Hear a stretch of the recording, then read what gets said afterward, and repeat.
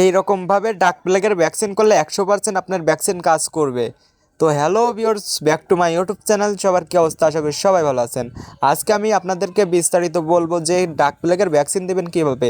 প্রথমে আপনারা গরম পানি ফুটিয়ে নেবেন, তারপর পানিটি ঠান্ডা করার পর একটি পাত্রে থেকে 100 ml পানি এইভাবে এক সিরিঞ্জ দিয়ে 100 ml মেপে মেপে আরেকটি ছোট পাত্রে দিবেন।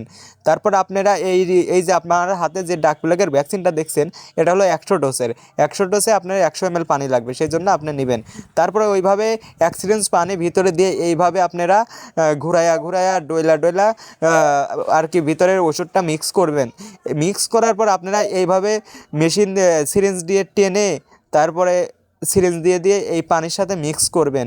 এইভাবে সিরিঞ্জ দিয়ে তারপর ওষুধটা টেনে মিক্স করার পর আপনাদেরকে ভালোভাবে মিক্স করার জন্য এইভাবে সিরিঞ্জ দিয়ে ভিতরে নেবেন, তারপর আবার এইভাবে পুশ করবেন।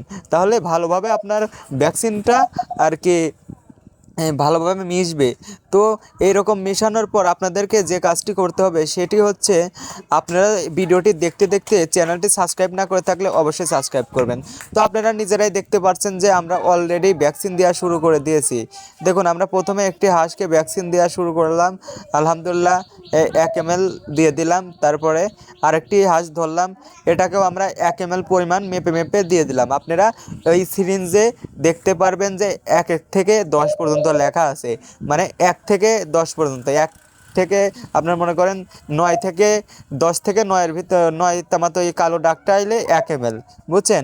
তো আপনারা এইভাবে ভ্যাকসিন করতে পারেন। আর যাদের মনে করেন যে অভিজ্ঞতা নাই, তারা আমার মতো ওই যে সিরিঞ্জ কেটে মাপ করে বের করে নিতে পারেন। তো আজকের ভিডিও এই পর্যন্তই ছিল। ভিডিওটি ভালো লাগলে অবশ্যই লাইক, কমেন্ট আর চ্যানেলটি সাবস্ক্রাইব না করে থাকলে অবশ্যই সাবস্ক্রাইব করবেন। আর নেক্সট ভিডিও কী নিয়ে আসবো অবশ্যই কমেন্টে বলবেন।